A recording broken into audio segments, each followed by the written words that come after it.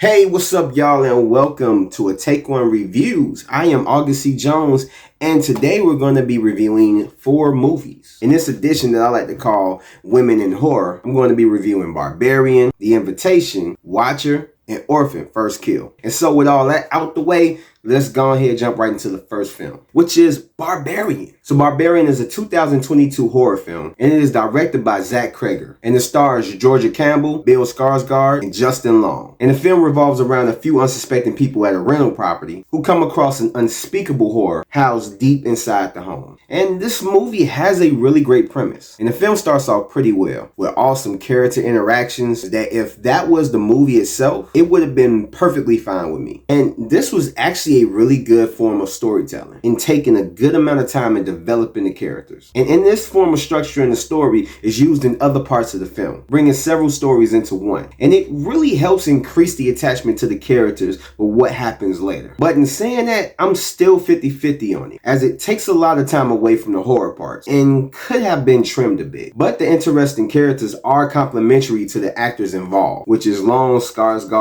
and Campbell, all crushing in their performances, with Campbell doing an excellent job as the main lead. And all in the same, it has very likable and unlikable characters. It builds a lot of tension and creepiness and horror, even though a lot of it is brought on through the sheer stupidity from the writing of the characters. And speaking of, this film, to its fault, is just filled with extremely stupid decision makings from the characters that become extraordinarily frustrating and completely took me out the movie. And it has something that's mentioned that has no payoff in the situation. And it would have been extremely dope if it was carried out, but it wasn't. There is a crazy amount of missed opportunities. Like you hitting that like button and subscribing, which I don't know why you haven't.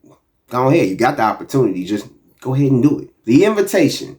So this is a weird one, because I'm trying to figure out, was this a horror turned romance or a romance turned horror? Because either way, it just seemed like it wasn't balanced out well. And this film is directed by Jessica M. Thompson, and it stars Natalie Emanuel and Thomas Doherty. And it's about a woman who gets invited to attend a wedding, but slowly finds out the horrifying truth behind her invitation, more or less. So kind of alluding to what I said in the intro, this film at times tries to pull off a kind of Twilight situation, because this film builds up a lot of time on the romance, which oddly enough I was into. The growing sexual tension between Evie and Walt was the highlight of the film and was well done. And Emmanuel does a really good job as the lead. And like I said, it has nice chemistry with Doty, enough for it to stand out. And like I said before, like Twilight, there is a mystery surrounding Walt, just like it was with Edward. Yeah, I don't watch the Twilight series, but, you know, I do know a thing or two. Never mind. It don't matter. But it takes a very long time to get down to business. And it is a very heavy, slow burn. And if it wasn't for the horror elements, you wouldn't be wrong in assuming that it was a romance story, which oddly enough probably would have been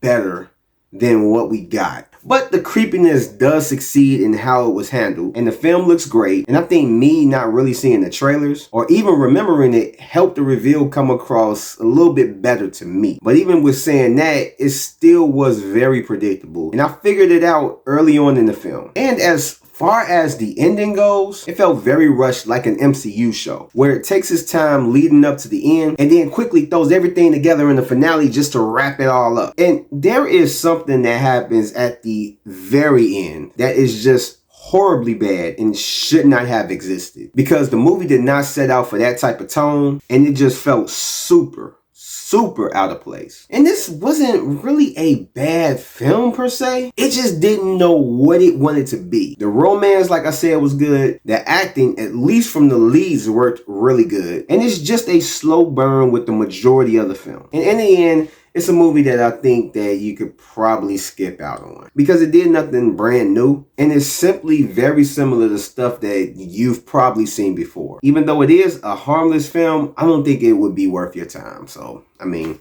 hey, it's whatever. But I know what will be worth your time: hitting that like button and subscribing. Watcher is a 2022 suspenseful psychological thriller that is directed by Chloe Okuno, and it stars Micah Monroe, Carl Glusman, and Bern Gorman. And it revolves around a young couple that relocates to Romania from the US. And while there, the girlfriend, Julia, finds herself in a situation that may or may not involve a stalker, as her surroundings and feelings of isolation distort her reality. And Watcher was unexpectedly good because honestly, I didn't go into this expecting a whole lot, but it was a good experience. It pretty much only really follows one character, and that's the character of Julia. And it takes the time to really show the inner workings and the life of Julia to further sympathize with her situation and the things that happen later on in the film. And it takes full advantage of the scariness of the fish out of water experience that she's going through. The uneasiness is sold really well with her situation, along with her feelings of being isolated, even though she does have her boyfriend, accompanied with the paranoia that she's facing because of it. And there are some moments of, is it her mental state or is she really witnessing this? And I like how they played off that, because they captured it really well in her slow breakdown and a descent into madness, essentially. As the runtime goes on, you definitely feel for Julia. And the creepiness is done up efficiently, not only in the situation, but in the environment as well. And this one is very much emotion and character driven, and Micah Monroe is great and gives an awesome performance. And also, Gorman's performance is fantastic. He comes off creepy and unsettling in his role. And on a small $5 million budget, and I say that like I got that in my pocket right now.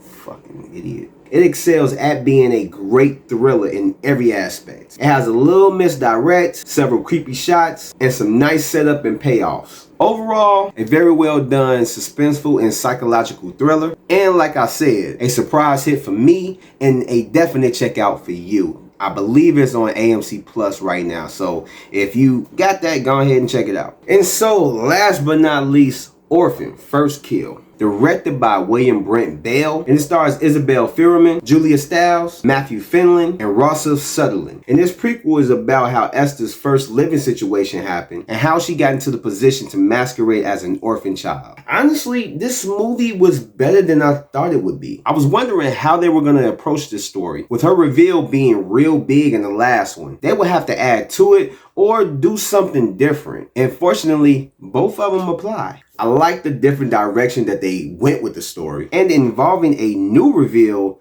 was really unpredictable. But I do think it could have been done differently due to how the characters came across. A shift in the characters could have solved part of the problem, with the other half being how certain characters were written. The fight scenes were definitely not good. Very shaky, editing not so great, and kind of somewhat comprehensible. And this movie is less of a horror but more of a thriller with the new angle that they took. There is a lot of things that could have been changed to make this movie better, and the ending is hit or miss. Not the best nor the worst because of certain things leading up to the climax. It makes it feel less than what it should have been, and I can see why it was a day and date release, but I'll say it's kind of worth the watch. It is far from being one of the best horror films of last year. Now, was this prequel warranted, or necessary? Nah, but it didn't hurt to have it. But in any case, that wraps up this edition of Take One Reviews. I'd like to thank you guys for joining me. And if you haven't already, go ahead and hit that like button. Subscribe if you're not, and hit the notification bell for more videos and reviews like this. And I will catch you guys on the next one. So peace out, stay safe, and don't find yourself in a horror. I really have to work on these endings.